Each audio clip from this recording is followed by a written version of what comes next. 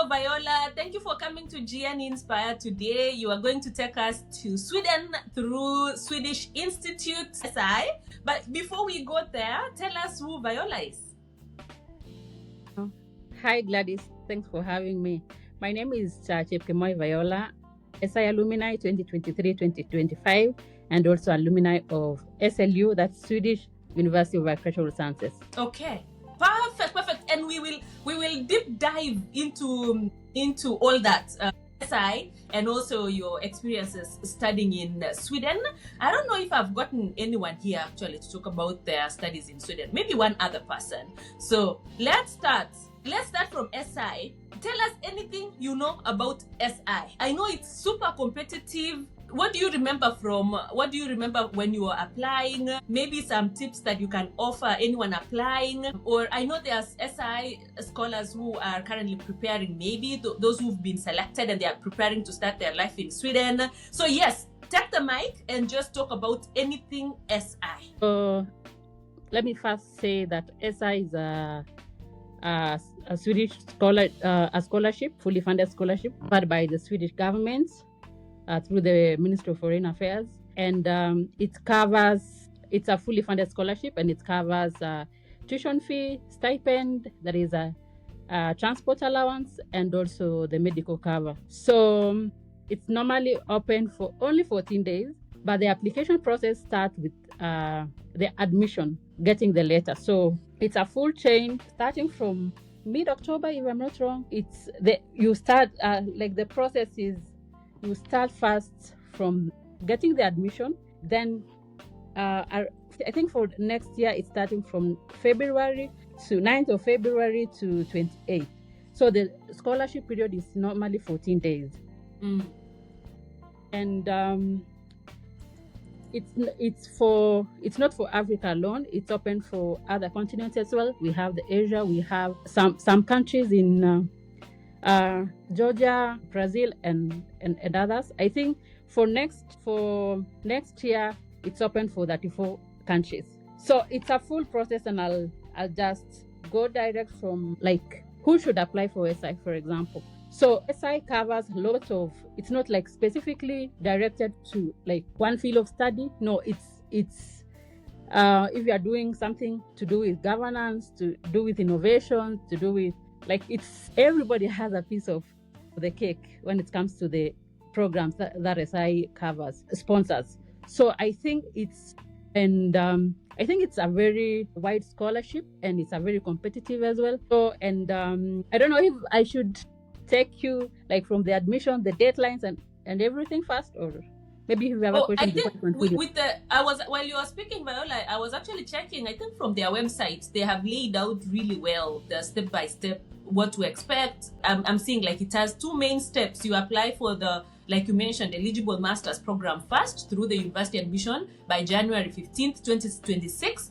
and then submit a separate SI scholarship application by February 25, 2026. So I think the step by step, we can let my audience to just go to I will link the link in the description box, and then they can check the step by step. The most important thing I wanted to get from you, Viola, now that you applied and you got it, and I know it's very competitive, what we can get from you, if you agree, is if you can just give us your own experience as applying. What do you think made you stand out? How did you prepare your materials? Those things, maybe the mistakes that you think people usually make when they are applying, and things around those are. So I think what helped me is first reading the instructions carefully. SI follows what they say, so one must read the instructions, and it's not like big instructions. Let me call it like the tiny ones.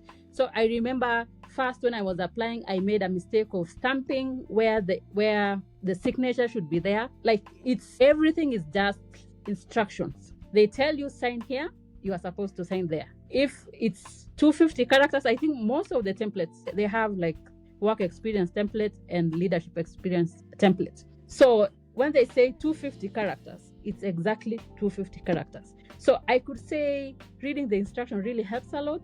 Even before you apply, read and read and read. And also the frequently asked questions, they are there in the website. So make sure the first thing first, read the instructions, go through those questions and answers, and now start the application a bit like early. Okay, the mistake I did was applying.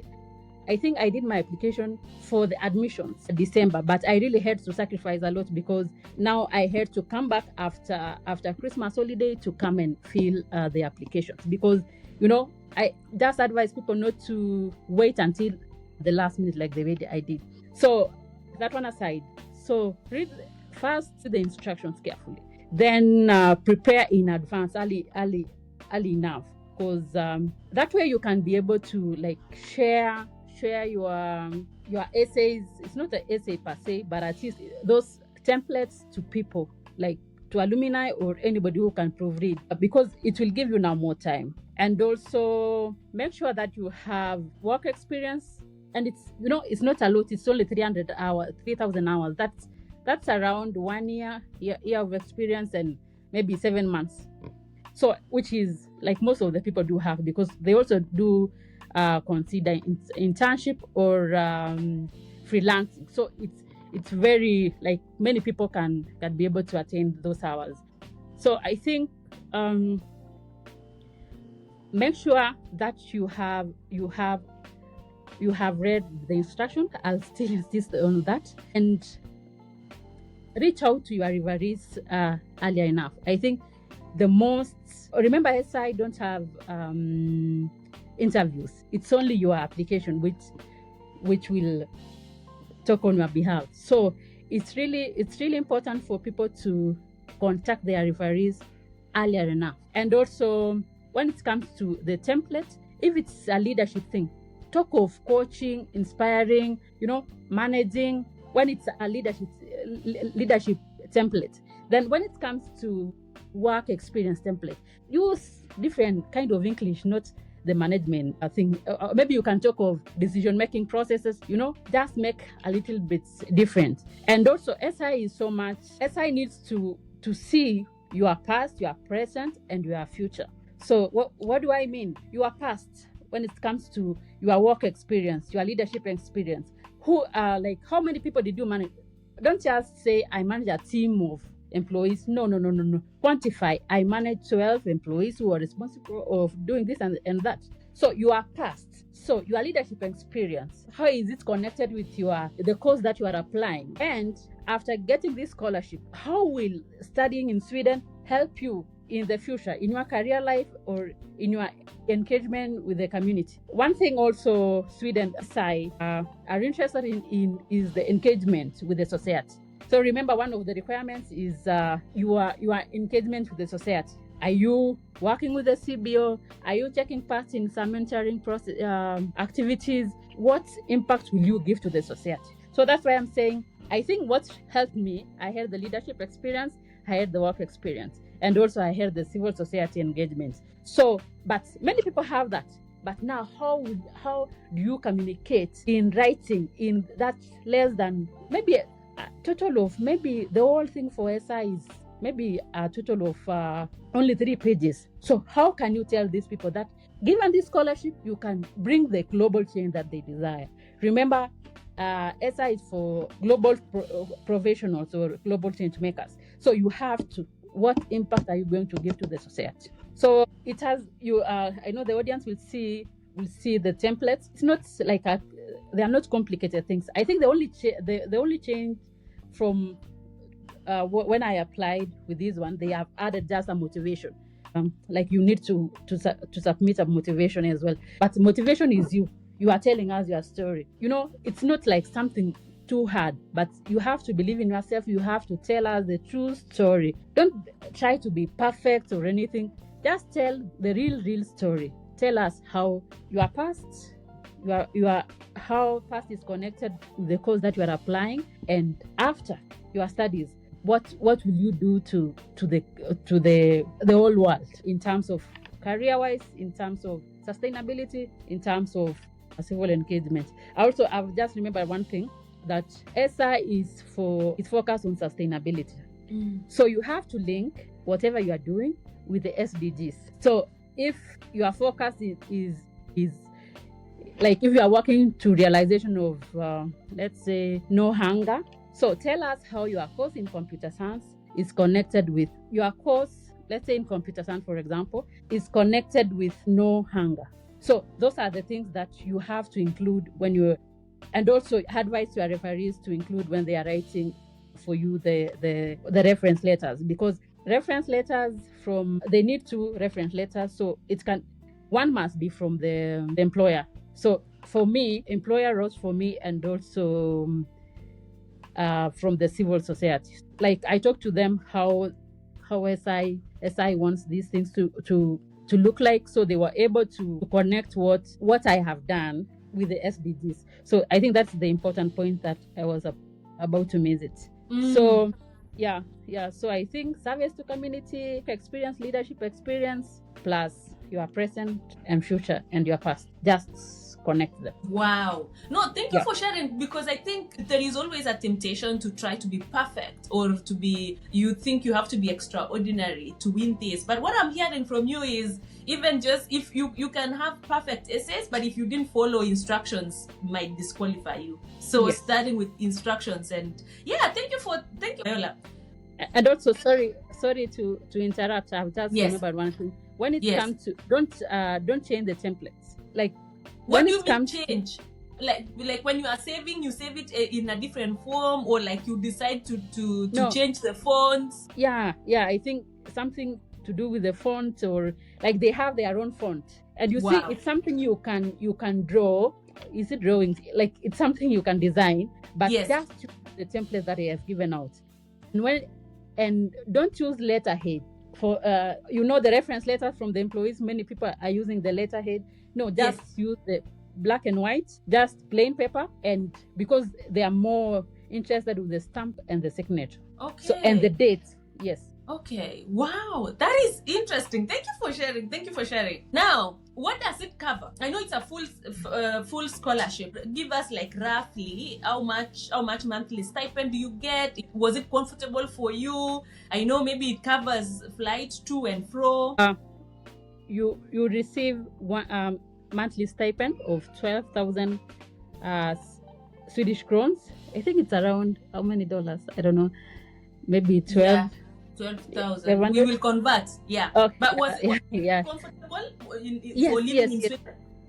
Yes. And also, as a student, you have lots of discounts, even from the supermarkets. So even from the housing, you have discount. Transport, you have discount. So it was much comfortable. And also, I think by the time when we were joining, it was 11,000. It was still enough. Then I think the cost of living went high a bit. Then they increased to 12,000. So it's perfect. I don't complain. Okay. And also, so that is the stipend. Of course, tuition fee is well paid. They also they will refund you 15,000 SEK for one-way ticket, and free medical. They have the medical cover. What else? Yeah, I think. Okay. Yeah, I think, and as a student, you will enjoy life in Sweden because most of the things are discounted. Okay, perfect. And before we go into your experiences studying in Sweden now, outside SI scholarship, do you know any other scholarship that is suitable for international students? Yeah, we have our Rotary scholarship, but that one is specifically for peace, students studying peace and conflicts. I think peace and conflicts. I think in every country they normally give 2 people. So, and Kenya is part of those scholarships. And also we have, like, I think many scholarships are offered by the schools, but that one covers only the tuition fees. So students need to look for ways for upkeep. But it's a good scholarship. You will also be given some ambassadorial jobs. So yeah, you will be able to get one or two sources of money as well.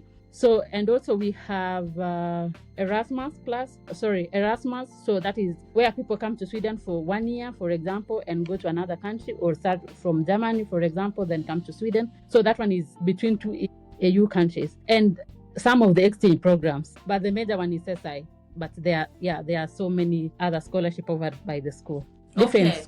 Yeah. Okay, wonderful. Now, take us through your journey in Sweden, from when you departed Kenya. Also, while you were talking about your experiences, maybe reflect back to for the students who received SI and they are currently preparing to go to Sweden. Maybe while you narrate your story, I don't know, what do you wish you had been told or you had known about Sweden?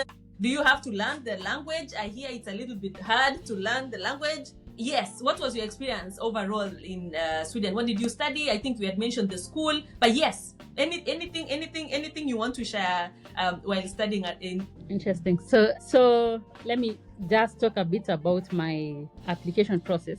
So I must say that before SI, okay, I was lucky to apply SI for the very first time and got it. But before then, I had applied for so many scholarships, Chevening, Commonwealth, name them. So I had applied for so many scholarships. And yeah, then I applied for then I got SI. So when I moved to, I still remember it was 17. So I think it was lonely, of course, of first, but I had some people, some Kenyans who helped me, picked me from the airport, showed me around. So, but I think the major shock was going to the supermarket and realizing that everything is in Swedish. So I think that was a very big shock on me. Because I don't know, like nobody prepared me to even see the Duolingo thing or like to learn. I think I knew only hi, that is hey, like that was the only Swedish word I knew. So I think it was very difficult for me to really, now I have to use this translator to see. And you know, Sweden, when it comes to milk, it has like a variety. Fat content is different, bio and everything, because they're really concerned about the environment and the bio stuff. So I think that was the first shock on me. And also when I remember we went to school on 28th, so I had the mentality of Kenya, like you go to school, you stay for like 2 weeks before the lecturers come. But on this particular day, I wasn't prepared psychologically that I am going to start class. So we went for the reception. I think it took 1 hour. For like the welcoming ceremony, it took 1 hour. Then we were shown where to go next. If you are taking this course, you go to this class. So I remember that time they took the roll call. Then I think that was around 8 to 9. Like it was so fast. Then wow, the next thing was us going to class. And you know, you still have that excitement of you've gone, and now you have the assignment. You have to give out the assignment on Friday. That one was on Monday. So like, you know, I didn't have time to think, to celebrate. So I think that's when I realized, okay, I came to learn. So you know, yeah, it was really like things happen so fast. So yeah, that's how Sweden welcomed me. Then they called. Yeah. Then the studies. Yeah. Yes. Yeah. Was it challenging? Was it something you could handle, or do you think it was way harder than you expected? Like your expectations about the rigor of the studies? It was very different. It's thorough. It's thorough and it's student centered. So you have to do so many things by your own. You have to make your own reading. You know, I was used to being given notes. Yeah. But now you're going there, you have to read. You have to befriend Google Scholar. You have just to do lots of work by yourself. And also you have the group projects. And, you know, it's not like theory things. You do practical things. If you're analyzing something, you have the real data, maybe from the files, start from World Bank, or like it's real data. It's not like imaginary data. So, and you have to like, everything is real. Everything is so practical. It's not like theory. No, I think so. When you have like giving, and also you have in each and every assignment, you have the person opposing you or critique. So it's like, it was really different from what I had from here. So it was very different. And how about the structure? Is it like 2 semesters per year, and then also the exams? How is that structured? So yes, it's 2 semesters per year. Within a semester is divided into 2. So there, the units in Kenya we call units, but there their courses. So one course can carry 7.5 credits, and within the first part, I think I can say maybe for 8 weeks you study a course of 15 units, then you do exams, then you go 15, you do exams, because every semester has 30 credits. So you can carry 2 courses for 7.5, or one for 15 credits. So it's thorough. And also I think that one really helps me, because up to now I can still remember what I was taught in each and every course. And you have the assignment, maybe 5 assignments, you have group projects, and you have exams. So it's really thorough. So by the time you are done with one course or one part of the semester, that is 15 credits, like you've really learned a lot. And also in between, in each course we have the case lecture. So let's say, for example, if you are doing something on cooperatives, so the school will invite someone working with the the Ministry of Cooperatives to come in and lecture on something, and the available opportunities on how that course is very relevant to the government, to the EU, and to all of the rest of the world. So it's really like each and every course you have a guest lecture, or you have a field trip to visit. Maybe I remember we went to so many organizations which are aligned to whatever you are learning. So everything is so practical then. But then what did you study? What was your study? I studied agricultural economics and management. Okay. Business. Okay. And that is related to, I'm guessing it's related to what you studied in undergrad. Yeah. So sorry, I also forget to mention that the program that you are going to choose here for the SI, it should be aligned to whatever you are doing, your work experience, and also your undergrad. So I did agribusiness management and enterprise development. Yeah. So okay. So it's 100% related. Okay.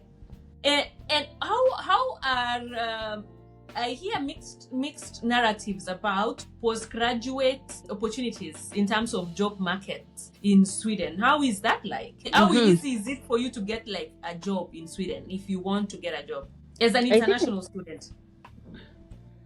I think I could say majority of the people are still struggling. That's big. Okay, most of the people with the job seekers, job permit, it usually expires before one really gets a proper job. But there are some people who are maybe lucky, or like some people do get jobs. But I think majority, and also I think because of the language again. So I think you need Swedish to land a job, right? Is that one of the requirements? Yeah, most jobs. Most. Okay. Not like all of them, but most of the jobs. And also you also need for just interaction, like, most of the people, like, they do treasure their language. So I think it's also good for interaction. Yeah. But I think most, but there are some companies taking foreign international students. So, but I could say it's a bit challenging. Yeah, from my perspective. Okay. If you were, when you reflect back, if you were to give us one high and one low, like something you really miss, you look back and you are like, wow, that was the best moment in Sweden. And then one thing that we're like, oh my God. Yes. Interesting. So one high and one low. One thing I'm really proud of myself, honestly, is being able to graduate. I forget to mention that SI is tied to performance. So people need to really get to know that. And I think the time I was graduating from SI and also from SLU, I was so proud of myself. Why? I forget to mention that when I went to Sweden, and just a few weeks I realized that I was expectant. And remember I told you that I had applied for around seven years looking for this scholarship. And when SI came, it was like, wow, I couldn't just believe my eyes. So now I realized that I was expecting a baby, and it's a foreign land. So I contemplated of coming back. I remember I read through the offer letter from SI, and I think I had made up my mind to come back home. So I remember one day I wanted to write a letter to SI. Then I thought of one person who helped me improve reading my documents. So I said, let me contact this person. Let me tell him that I'm gonna just leave Sweden. So when I called, he just told me, remember if you were at home and doing a job, for example, would you leave the job because of that? And I think, so I said, no, but I was so my resistant. I really wanted to come back home. So he told me, maybe you can think about it then. Maybe during the weekend, write that letter. But anyway, to cut the story short, I didn't give up. I didn't, because that could have been my last, it could have been the end of my scholarship. But yeah, I think that one affected me. The whole journey affected me mentally and physically. But I got help from school. I got help from my program coordinator. So I was able to sit for my exams, to do, I think the first year it was just hectic. And so I was able to maneuver around, and I excelled very well. I really, I'm really proud of myself. So. You should be. I'm just thinking, like when you are just alone like that, it's foreign country. It's very cold. Yeah. The food, like just no support system. Like at least if you are at home, you have your sisters, your relatives coming by, but then you are now just. And then the rigour, you mentioned the rigour of the academics. Academics. You should definitely be proud of yourself. Yeah, so, and I think by the grace of God, I delivered during summer. So I was able to stay with my baby, and also the daddy came. So yeah, so we stayed with the baby during the summer. And I think now the second year came. So the plan was my sister to come after, because my husband has to come back after 6 months. But shock on me, her visa was denied. Oh, so no. It was me, the baby, and the studies. And remember, SI needs credits. They need 22.5 out of that, so you have to pass. Otherwise, you will lose the scholarship. So I think the thing of being focused, I had a purpose in Sweden. I had to really work towards attaining the goal. I had to take care of the baby. The babies are innocent, so you have to be a good mother and also a student, and also you have to attend all the doctor's visits. So it wasn't easy. I was almost running, but I think that thing I realized is when even me going to class, I realized it's not something that really happens. It's advantage. It's a privilege for me to be in that class. So that helped me to really, when I go to class, I make sure that I'm fully participated, to the maximum, because I don't know if I'll get someone to take care of the baby for me to come to tomorrow's class. So I think that one kept me moving. And yes, I graduated. So I graduated with my babies. Yeah, I think that is one of the highs and lows. Yeah. Things that I can say. Yeah. Wow. Jeez. That must have been tough. It's not easy surviving as a graduate student abroad, and then now as a new mom. Wow. New mom. Well done. So yeah. Wow. Okay. Thank you for sharing that. I've seen you going for posting photos with Swedish events. What is the community like? I don't know. So one advantage of being an SI alumni is you are really close to the embassies, and I think the government really treasures SI scholars. And here, when they have any events, when the ambassador has any event, we are invited. So, and yeah, I think we are being really treasured, and also we make sure that we keep the bond stronger for Kenya and Sweden. And also, I think I must give Kenyan students flowers, they are doing a great job there in Sweden. If someone is giving you the money or sponsoring you, at least you have to show them that you can, the way of thanking them is by passing. And when you come back to the to the country or in any sector that you are in, let people know that you are an SI scholar, by doing the right job and also by impacting lives. So so I think we are very close with the embassy here in Kenya, and we are proud of them, and we appreciate the support they are giving us as well. That is good to know. Yeah. I love that. I've been watching silently on LinkedIn, so keep doing that. I know there must be, I'm sure there are some students who wish to study in Sweden, and I'm sure they've been following you. Yes, so keep sharing them. Now, before we close, Viola, if you look back to, and the fun fact is we studied at JQuad around the same time. So if you, long time ago, I do not want to say which years because I feel, I feel like we are getting old. God, time moves so fast. If you, I don't know, I want you to just think back to those days when we were in Juja Boys. As I don't know if they still fondly call it so, but what is I don't know, just share anything, like the journey you've traveled now, like you after JQuad and then you worked. If you were to just, I don't know, if you were to talk to that Viola in first year of JQuad, what will you tell her?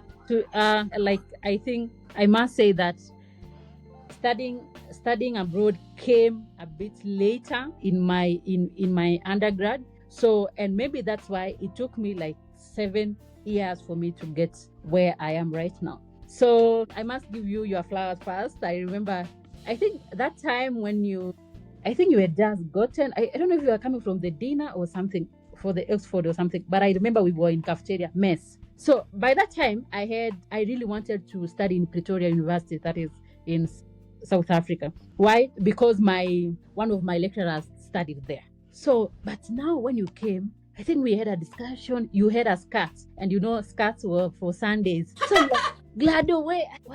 What's happening? And you said, me, I don't know if you are coming from the dinner. I don't know. I think it was maybe the interview, because I bought a suit which I don't think I teamed well, because I feel like, I don't know if you still remember, I feel like the suit was wearing me rather than me wearing the suit. But yes, it was my first suit.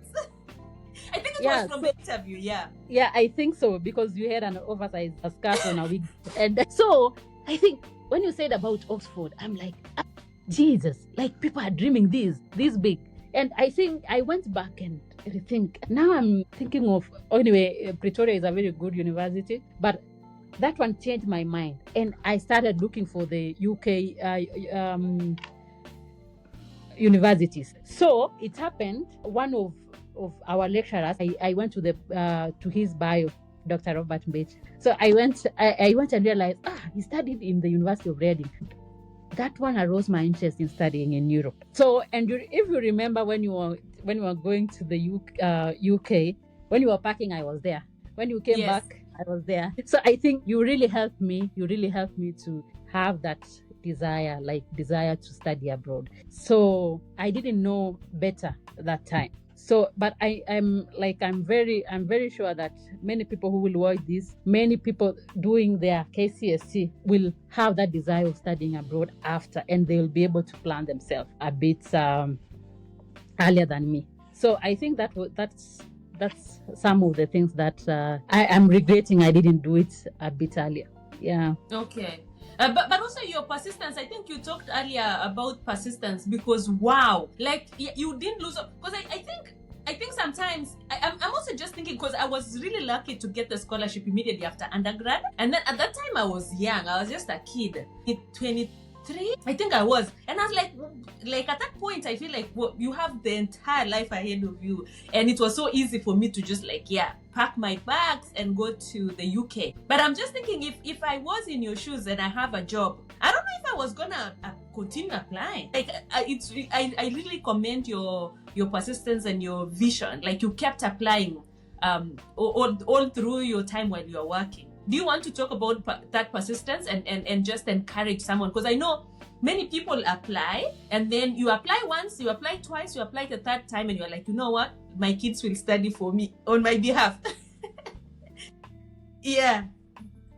Okay, you've just reminded me of something. You remember I said at the first, the reason why I insisted on reading the instruction for SI is because of my early scholarship, that I failed to read the instructions and failed to get the scholarship. So I think back in I was just going through the emails, and I think it was around 2016. There was this scholarship, the JICA scholarship. So by that time, you had to just do your proposal and look for supervisor and fill like a summary or application form. But the major or the challenging thing was getting the supervisor. So I started the application process. So I applied. I looked for the supervisor. I got the supervisor. I sent him my draft. We kept on correcting, like it was time until the final draft was ready. So other documents, it was like everything was okay. So I forgot the summary, one sheet of paper. So I didn't realize I had I didn't send. So I sent the transcripts, everything. So like I was sure I'll get that scholarship. But now I think when the results were out, I received an email, like a forwarded email from that professor to from like a forwarded from the embassy. So he asked me, Viola, did you send the application? The embassy is saying they haven't seen your. It was just a summary of the course you are taking, the school you are going, it's your supervisor, your project proposal. And that's when I realized I didn't send that summary. Yeah, and that's how I lost that scholarship. And you see the funny thing, the next year I'm applying, things had already changed. Now we have to do like aptitude first before you go. The other year, like everything keeps changing. And also I've just remembered that people should really apply this SI scholarship, because I realized my course is not in the list currently, though some my program, I mean agricultural economics, it's not sponsored this year. So but of course someone can do environmental economics, which is more or less the same. But things keep on changing. SI also, there are some countries there which SI used to sponsor. Used to give the scholarship, but right now they are omitted in the list. We are so lucky as Kenyans. Like Kenya is still there, but who knows tomorrow? Who knows that course that you want to apply? So I think the best time is right now. Also, there is also STEM scholarship, but it's just part of the SI, and Kenya is one of those the only 10 selected by SI. So I think for Kenya we have advantages right now, and you may not know what tomorrow holds. Maybe Kenya will be omitted. I'm not saying it, and I'm not praying so, but I think don't wait for tomorrow, and things are changing. Maybe next time they will say people need to do like interviews for this scholarship. So people need to really take advantage of the current position of like where we are, not even to like for other scholarship as well. So yeah, so apart from I think I applied for like more than 3 times. Chevening, I applied for more than 3 times. A Commonwealth, the one for the government, and also there was another one for Belgium, which I really invested on it. Like they really wanted the hard copies, and I had to go to the embassy for the notarization. I had to like ship the documents and so forth, but at the end of the day I didn't get it. So, and I didn't give up. So I think people, if you are focused, just go for that. It doesn't matter how far, because I think one thing I remember my sister telling me, if there is someone very determined, if you got this scholarship, because after school she was the one who paid for my passport, because I really wanted to go to you remember Swaya, the Finland one. Yes, I remember Swaya. I applied severally for that. I went to UNICEF, I got the admissions, I did the interview, I applied. Yeah, so I think for me, it's when I want something, I really go for it, because I had so many reasons to like leave the school, say, oh, I'm now taking care of the baby, oh, the visa have been denied and so forth. But I think that thing of you've come, remember, like Viola, you've come from far and we are still going for. So I kept on. Yes, of course, it wasn't easy, because you have to do extra. You have to read extra. You have to do like extra in everything. Like by the end of the day, you are so much strained. But I think people should really work with purpose in life. Yes. Yeah, work with purpose, and that persistence. Yes, also just giving you your flowers. Man, that is not many people have that persistence. But I think if you have a very strong dream or goal, it will not let you rest. You will Yeah. just be like, let me just try again. Like you just don't feel okay until at least you've gotten there. So well done for that persistence, Vayo. In closing, I don't know if we left anything. Actually, I forgot to ask how many SI scholars are selected from Kenya every year? Do you know? So during or it time, changes? It changes. During our time, Okay. it was 7, then 14, then I think 17. So you see, it keeps on changing. I can't really tell like the exact number, but there have been like an increasing in trend in Kenya. Okay. What are some of the other? Do you know other African countries that they are in this? You mentioned they keep changing, but like say when you are applying, or if you, I think also they have a list there. They have a list somewhere on the. They have like 34 countries. I think they removed Cameroon. I think I didn't see Cameroon and Zimbabwe. Okay. So I did. Yeah, like but you can like it's there. Like it's how many African countries are there? There are 34 currently. Wow, Not 34 that is a good number. 34 in general, so majority are from Africa. Oh, I see. 34 in general. Yes. Okay. All right. Now talk to. I know there are SI scholars who might come across this video and they are currently. When are they reporting? Actually, have they reported? They have reported, right? Yeah, they are. Yeah, I think they are almost doing their second part of the semester, the first semester. Right now. I wanted to say you give them piece of advice as they prepare to come to Sweden. But yeah, you can also just talk to them as an alum. One thing, maybe one or two things that if you were to go back, you would change. It could be maximizing opportunities in Sweden. It could be mistakes that or just things that you wish someone told you when you started your. I know, of course, your circumstances were different, but yes, talk to. What should they do to maximize their opportunities in Sweden? I think there are so many information being published within the schools, the trips from the student unions. So there are so many things, but maybe like so many adverts are in Swedish. So I think we could I could see something.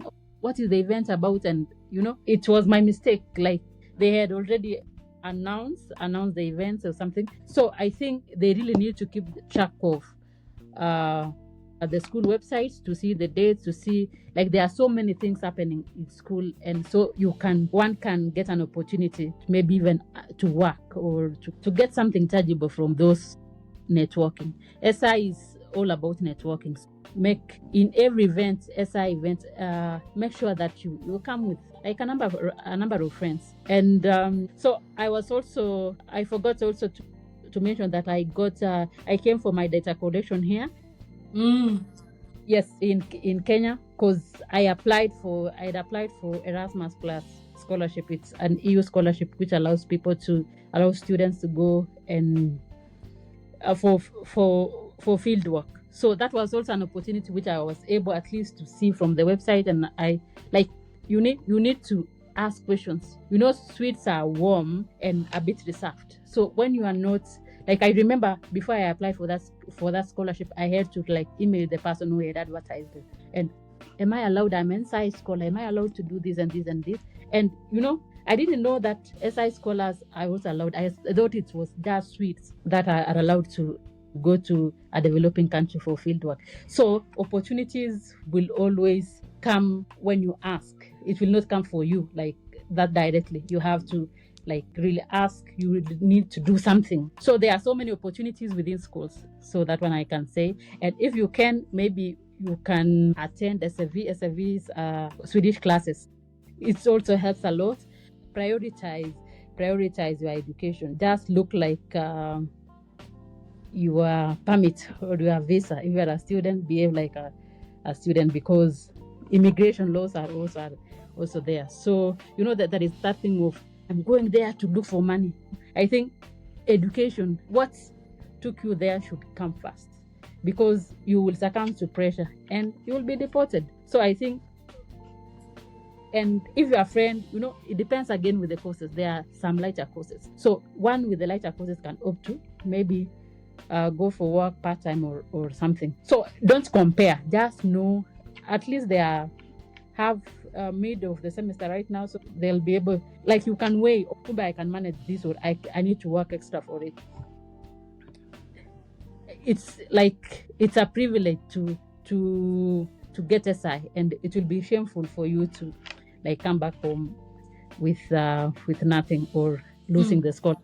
Yeah, so I think people just see your course, how the course is, and maybe you can do other things, travel the countries and everything, but I think education and knowing your strength and weaknesses should come first. 100%.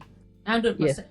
Wow, thank you so much, Viola, for creating the time to tell us about SI, about your experiences in Sweden. I'm tempted so much to ask you about your academic journey and also your work in Kenya, but just because of time, I think we'll have to put that on the shelf for now and look for another time to share that story. But yes, I don't know if you could share, I know you had shared about persistence, but I don't know if you have other, I normally like to ask guests to share top 3 life and career lessons that they've learned so far in life. So I think from my experience, let me summarize it in one sentence that if it has to be, it's up to you. So wait, if it has to be, it's up to you. It's up to you. Yeah. So if it has to be, it's up to me. So I think that one summarizes my journey, because with purpose you will swim or you'll go through all the storms. So, and it will make you stronger. Remember, if I had given up, you will not be having me here. But with that thing, with persistent of applying for these scholarships, and also when going there, despite of the storms here and there, I kept on like pushing, and that's why you've invited me for this podcast. So if it has to be, it's up to you. So if you want to fail, it's up to you. If you want to succeed, it's up to you. Let me just give one example. When I was in high school, I remember the only time I stayed in school full was my Form 1 first term. But those other times it was home, school fees and so forth. So I was home most of the time. But I realized that people will not hear your story. I won't come and say, the reason why I didn't pass is because I had a school fee issue or something. People will not be interested with that story. But when you say, despite of this, I was able to do this. So, that if it has to be, it's up to me. So I think that thing came when I was in high school, and it has been my slogan all through, that it's within me. These storms can come and come and come. But if you are determined and if you are focused, if you are fully into it, there will be a way. There will be it in everything. Yeah. Sorry, I'm taking more of your time. No, thank you. And this is the first time I'm hearing it, and it's making sense. If it has to be, it's up to you, no one else. Yes. Wow. Thank you, Viola. Let's pause there. Thank you for creating time. Thanks for having me. We'll look for you for another time to continue these inspirational stories. But yeah, thank you for now. Thank you so much. Thank you so much, Gladys. God bless. Okay. Bye-bye.